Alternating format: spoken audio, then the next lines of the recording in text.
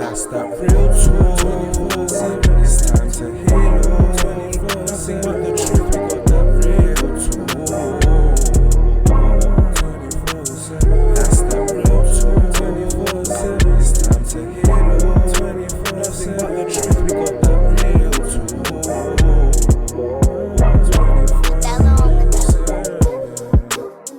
talk. Welcome back. Part 2 of our series on manhood. Obviously, this is intergenerational healing at its best, I would say, because if we're not talking about issues, if we're not discussing issues, we can't find solutions. So we're mentoring. We don't just want to be talking about stuff, just going over stuff. We're actually looking for healing solutions. And to do that, we're back on the couches with our team and our guests. We're going to go into the second segment now about manhood. And we're talking about that road life. You know, this subject comes up, road life. What is road life? What is that road life? I want to know. I'm intrigued to know. You know, different versions go around about this thing, don't they, Karma? We've talked 100%. On and off about this, and I know you've got some real deep explanations. Can you share with us, please? What is road life? What is it? What is road life? So, from my experience, like past and all that, it's rebelling against the system. That's like the first thing, like authority in particular, and sometimes taking like responsibility into your own hand, whether that's money making or policing yourself in the wrong way or the right way to in a colourful way. Yeah, do you know what I mean? So Okay.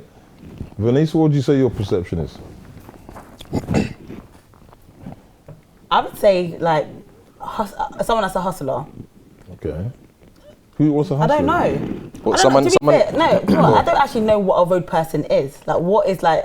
Okay, now you mentioned hustler. That was the first. Yeah, okay, but then I'm a hustler, so it's just like you're a hustler. Yeah, so I would make money legally though. That's the thing. So, but a lot of road. Again, a lot of road people have a hustler's mind, innit? So we have to remember that, and we actually can't take that from them. As bad as they may seem, some of them do have that mind for business. So, Venice, what's your perception of road life? You said before that you would know if somebody was a road man. Yes, I would know if someone's like, let's just say if they like sell drugs or used to sell drugs, because they be acting shifty.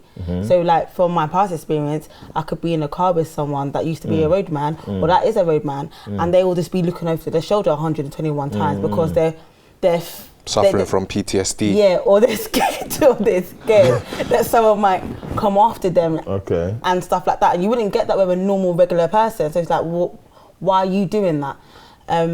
Okay. Before I'm still going to come back to you, but I want to take it from a younger perspective. Our man Devon here. From your peers, from your sort of age group, what's the actual definition then of a man on the road, of a road man? Yeah, someone who just breaks the rules, that doesn't follow the system. Right. Also, like just don't work in a 9 to 5. You don't want to go into the legal job, wise getting the money yourself on the streets. And just getting it by yourself, stepping up. Okay. So do you feel, just to dwell on it a bit more, so the road thing now, you mentioned the work thing, because we talked about the work thing in the last segment. So it goes back to work again, doesn't it? Because as a road person, you know that you've got to provide, you know you've got to have the means to do what you've got to do.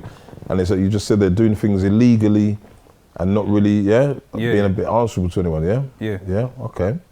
Jade, I'm still coming back. There's no right or wrong. I'm just interested to hear the definitions. Yeah, I would agree with like most of you.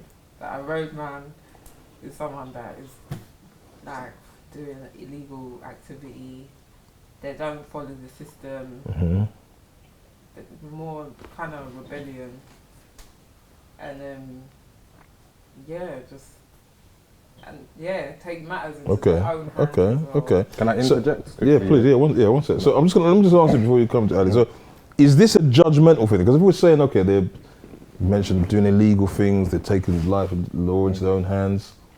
What if circumstances dictate that they've got to do certain things to get through their daily life? I think we all got choices here. And don't get me wrong, circumstances can bring you into a certain way of life. But I think once you, I don't know, like what we said before, and it's like when you know your own heart, because a lot of these things that have been that are done on the road are not. Then it's not. It's not a. To me, personally, if I was a road person or a road gal or whatever, I don't think I would feel good by the end of the day. So you're saying your conscience, yeah, I've done a good day's work. But then also, it's the culture, it's everything. So it's not just going to be one individual that thinks, oh yeah, I'm going to just go on road. There's a whole, there's a group, there's a whole family of people that you know believe in this whole in that whole thing. Culture, culture. So it's not something where it's not a one person thing. But in terms of your life, like what could lead you that way, I think there's always other avenues where a lot of people, maybe a lot of roadmen would say, well, there's no other way because of the life that I've been leading for such a long period of time. I can't go back. I can't go and do whatever. But then that's down to perception. That's down to mindset. That's down to a lot of things. That's down to who they're still around. They took themselves out of that circle. I'm sure their whole perception was changed. So like, but is it okay? Again, I like to play advocate. Is it as easy as that though? I mean, no. Because we're talking. No, I'm not saying. Yeah, because we're talking very hypothetical and very I'm theoretical. not saying it's now. something that would be like I've seen firsthand. That it's not easy. It's not easy. I can see that it's not easy. It's not something that. But I feel like willpower is everything. Like if you really. You desperately don't want to lead that life, and a lot of them, I would say that's what I'm saying. Like when people are saying like they don't want to lead that life, I think that's a lie. Do you get what I mean? I feel like we've got choices. Do you get what I mean? And it's willingness, isn't it? It's about the willingness you're talking about. Because at the end of the day, I think people that maybe don't have that choice. It's maybe someone like a young person that has been groomed into it, and then they've been held accountable. But I do think like there's avenues. There's ways to try and change your life, and I would never ever say that it's something it's an easy thing to do. Okay, all right. Fast money, isn't it? Just to come back to your comment, like sometimes as well, it's not because obviously you were trying to speak about people leaving the road life. Sometimes, first of all, it's not always illegal activities because you get smart road people that have legal friends that may say. You know, I'm doing this, you know, you can invest here and, you know, cover your back a bit because I understand you're doing that. Do you know what I'm trying to say? And then it's easy for someone, like a legal person, to give a road person the way out. But if I know I can make $2,000 a week off the roads and my friend that's legal is telling me to invest in this and I can make an extra, like, I don't know, $3,000, $5,000 from the legal thing, then I'm gonna actually do both. And we have to look into that as well. Do you get what I'm trying to say? Because that plays a part. Because quick money, that's so why. if you can make $3,000, so it's like you said that if the legal person, legal rate, they could make $3,000, and then you can make $2,000 illegally. Why? Because if I know it takes my $2,000 investment to always make that $3,000 with them, and it's certain. It can easily make me stick to the road life to keep funding the upkeep of my legal habit. But if it's an investment, would you not then use that investment money, take care of that, and then do that? So you don't actually do road life for like 6 months then. No, but that's what people do in business. But it's about the regulation of money on the roads. The money regulates much quicker than legal life, like 9 times out of 10. I get what you mean. So when you're investing into something, it takes a long time to actually see the money. Is that what you mean? Okay then.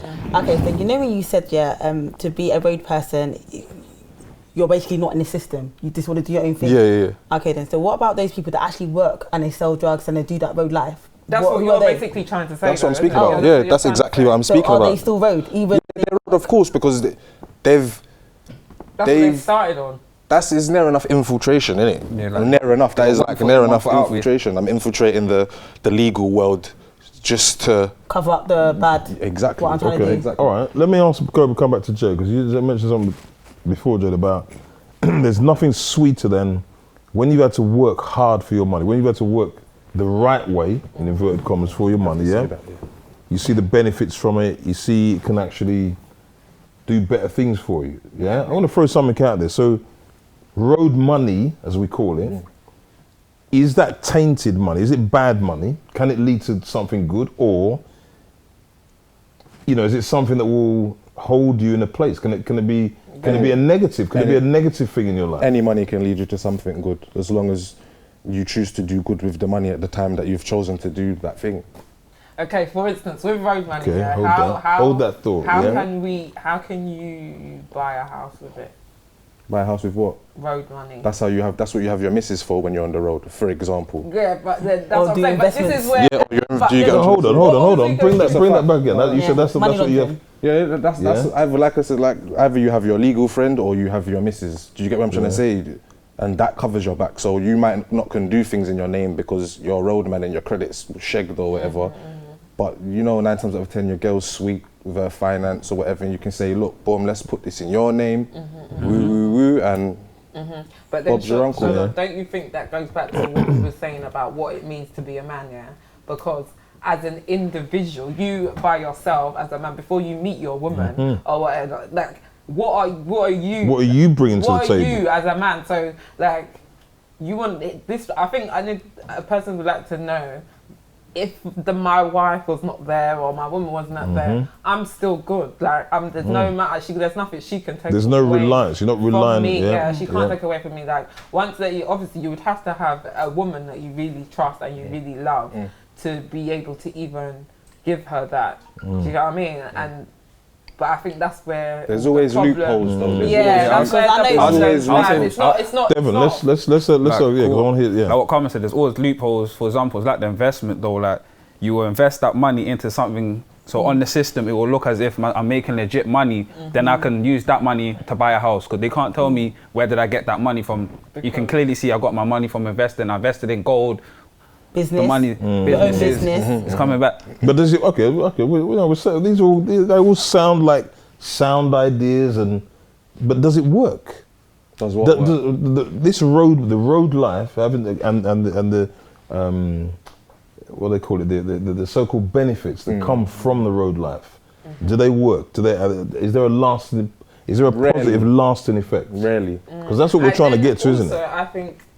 I think the reasons also for it maybe not working, it's not necessarily to do with like saying how the money might be tainted or anything like that. I think it's like the attitudes that comes with the being in that environment. Do you know what I mean? It's like the ego and the pride and all of that comes with where once you start making money, you start thinking you're some I don't know, what's it, Al Pacino or whatever. I don't know what they call it, but you know, someone that's very big and no one can. But this is why I'm using that word tainted, not in any other sense, in the sense that the way you've got that money, it's been easy go, right? It's easy come, easy go. Yeah. In my former life, I've known people that have made $1 million, $2 million. You know what I mean? It's like, where's the money now? It's true. Because the mindset, it's all about the mindset. The mindset of how you got that money, how you made it. It's not. See, with the mindset thing though, you have 2 different roadmen, innit? On the mindset, we're sticking there. You've got the roadman that's on the road and doesn't know where he is, and then you've got the roadman that's on the road and knows where he's going, and he's got his get out plan. Obviously, whether you get out or not is a total other thing. But you've got that man. Do you know what I'm trying to say? That has his plan. So okay. All right. Well, let's wrap this in a certain way in the sense of, okay, if somebody is on the road now, because I want young people, because we're all about uplifting. 100%. Yeah, we're all about progression. We don't want to be dwelling on the negative things. It's about changing the narrative. Yep, resetting the whole mindset aspect. So, any young people then that are watching this show now, what would we say in terms of if they're on the road and they're doing this road thing, what would you suggest? What would you say, for example, Devin, to say? Find your passion, know what your passion is for starters, because like Carmen said, if you're on the road and you're making quick money, say you're making 2 bags a week and you're just splashing it, you're wasting it, like you're not investing that money to flip. But if you have a passion, you can put that money to the side, put it into a business. If you want to do music, invest it into your music. better channel that. Yeah, channel. Okay. Okay. And would you advocate that, Venice? 100%. And I would say that living a road life for a very long period of time, it's not sustainable, because then other factors will play in, like you can get killed, you can get arrested, get a criminal record, which will lead to you not able to even get a job. So, and then you even, so it's, so I feel like... Live with anxiety. So I would say definitely like what you said was, you know, if you're going to do it, try and get out as soon as possible and invest and do short courses, get to learn more things and stuff. So I agree with you. How about the people that are being groomed? Because you touched on that point before, Jed. How about young people that are being groomed, you know, to do what they're doing? They, for whatever reason, they're stuck in it, they're stuck in a rut. Maybe they've now got debt, they've accrued debt because of, you know what I mean, what they've been involved in.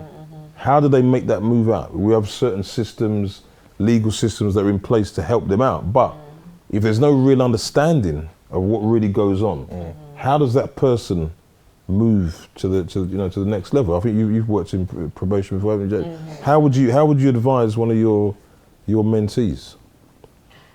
Well, I would say, again, you need to speak to somebody.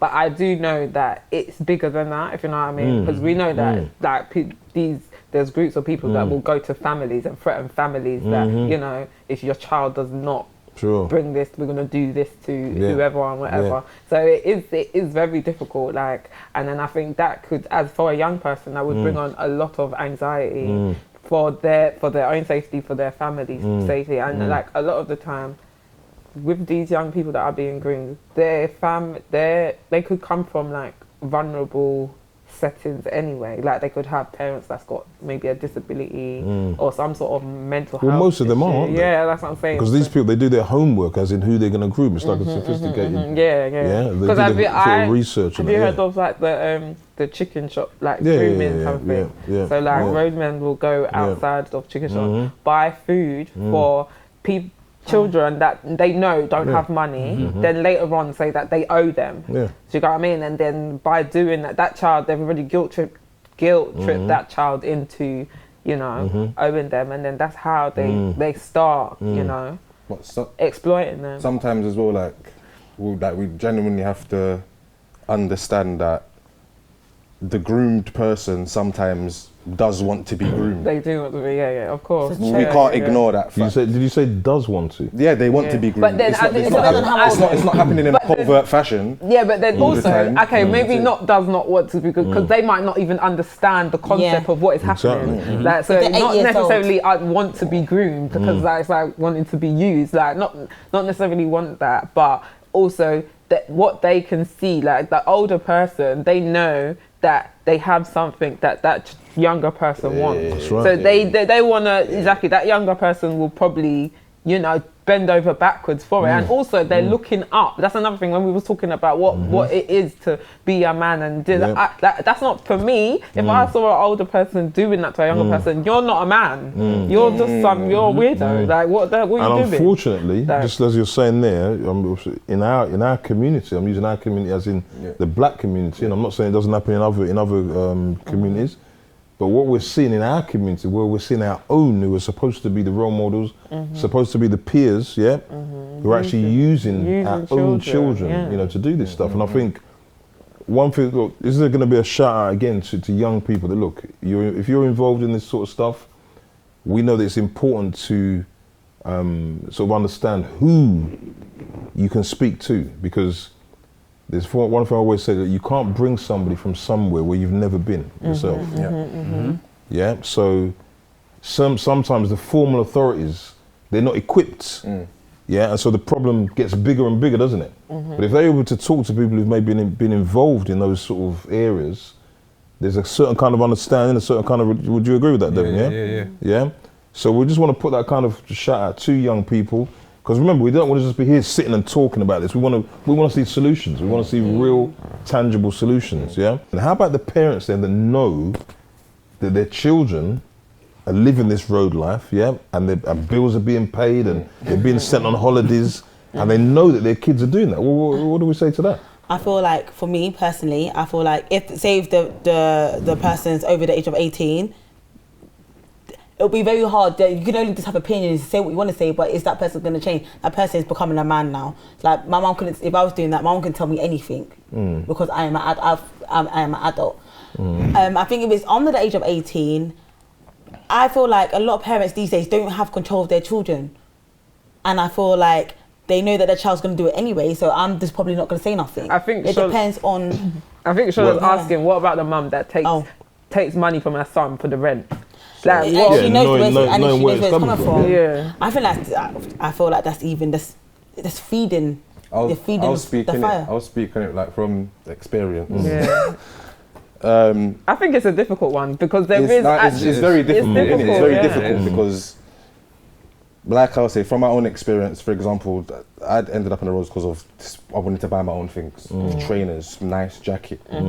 So if my mum would accept money sometimes, knowingly, and she's the best mum to me, but she would accept money sometimes because of the struggle that we were going through. So it's not always easy for a parent that's going through it themselves to turn money down. No, the thing is, look, we're not even. I'm not being on a judgment thing. No, of course not. I'm just trying to get to the point of how this settles in the spirit, how it settles in somebody's mind, because there's obviously a lot of deeper connotations. There's a lot of deeper things that would make that situation happen. Of course. Yeah. So how does it all sort of pan out? People turn blind eyes, from a parent that's working 2 jobs. If their son is putting down a little bit of money, the likelihood. Do you get what I mean? Like the likelihood, it depends actually, because you get some parents that are like strong in their faith. They're saying, no way, you can never bring this into my house. But then like when you do get the practical side of things where the bills are rolling in, she's got maybe 3 children or whatever, she's got to work 2 jobs, that little money that her son's giving her, that is definitely gonna, like, it's helping. Do you get what I mean? It's helping, and like, it's difficult to say, like for me, it's difficult to say, like. I mean, that's the reality. How I would feel. It's just like, for example, I think you're just going to see money and not where it's coming from. Even without the money, even without the mums accepting money, your mum or your dad might let you hold stuff in the house. And again, it may be bad, the decision, but the decision comes from a place of, do you know what, I'll rather it here, so to speak, than it being elsewhere and my son's getting killed. Debt. Do you get what I'm trying to say? So it is a hard one. Okay, but what if that leads to a worse situation?